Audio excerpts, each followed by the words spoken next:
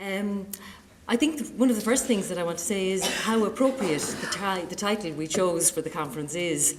And just to focus on the second part of it, common challenges, diverse policy and practice.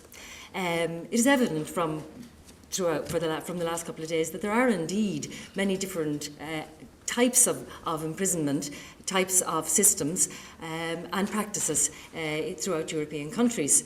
And that was very clear this morning when we had our speaker from Finland. It's also clear, however, that there's a great deal that is common across many, many countries, that the common response in so many places to the rise in crime has been one of a greater use of imprisonment. And accompanying that and influencing it, obviously, is clearly far more a punitive attitude. And that attitude is clearly evident in our willingness to send more people to prison for longer periods, and our willingness to tolerate overcrowding and very, very unsatisfactory conditions within our prisons. It's evident also, I think, in public attitudes towards prisoners and prisons. In instances we were given of where policymakers were quite happy to ignore the findings of research that pointed them in a non-punitive direction.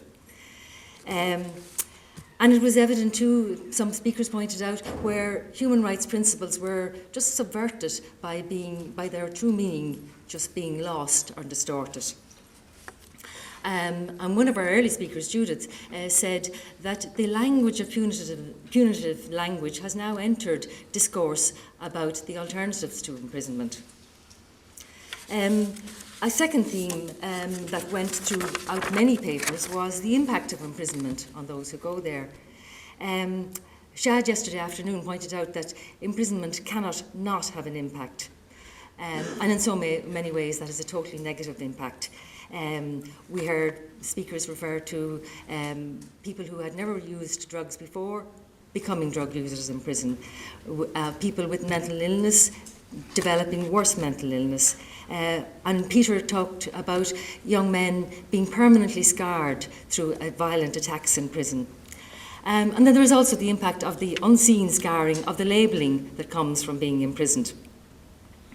I was very struck yesterday afternoon when Chad pointed out to us a number of factors that are helpful towards people ceasing to commit crime, including, for example, stable relationships, stability in employment, the opportunity to care, to exercise responsibility, and how each one of those is subverted by the experience of imprisonment. Another theme that was constantly referred to was social deprivation, which forms the background to the lives of so many of the people who come into prison. And we were reminded of it in many different ways, through statistical data, through people who referred to mapping exercises which showed the areas from which great numbers of people come who are in prison, and these being the areas with the highest level of deprivation. We were reminded of the incidence of family breakdown, of detachment from the educational system. And we were reminded of this as well in particular little phrases when Peter McVerry, for example, said that the people who come into prison, many of them, have been punished all their lives. And somebody else said with reference to women prisoners, don't think that these were women who were living happy, healthy lives and they then suddenly committed a crime. But I think Richard Wilkinson's paper brought us beyond thinking about social deprivation sort of in isolation and reminded us of the wider issue of social inequality. And he pointed out how in Western well-off countries it is not the level of overall GDP that matters so much as the question of the inequality within that country. And of several of the measures that he took, they relate very directly to our issue, the incidence of imprisonment, rates of homicide, but also other measures such as trust in society and the incidence of mental illness. And he related all of this back to deeper questions about social class, status anxiety, consumerism, all of which are in very subtle and diverse ways very related to the question of crime and how it is dealt with. Given the incidence of social deprivation in the background of people who come into prison, and given the negative impact of imprisonment, it is unsurprising that we should have a concern about the provision of services within prison, services such as education, psychological support and so on. Judith Lyne on the first night said something that I found quite striking, which she said, we of course need to have such services, but she issued a warning. She said, we must be aware of developing these services within prison, while meanwhile they remain inadequate outside. The result could be that judges, for example, might see before them a person who is quite vulnerable, perhaps homeless or in danger of homelessness, and might decide, well, their chances on the outside are very poor, this is the best way of getting services for them. So it was an interesting warning that the services need to be available in the community. Peter McVerry made a very good point. He said, prison is the only public service available to the poor for which there is not a waiting list.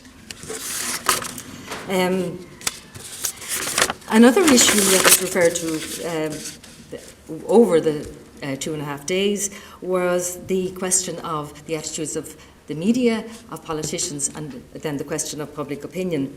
Judith referred to the toxic mix that is there between punitive attitudes on the part of politicians and media, and particularly newspapers, who are very happy to use the most serious crimes as a way of selling newspapers.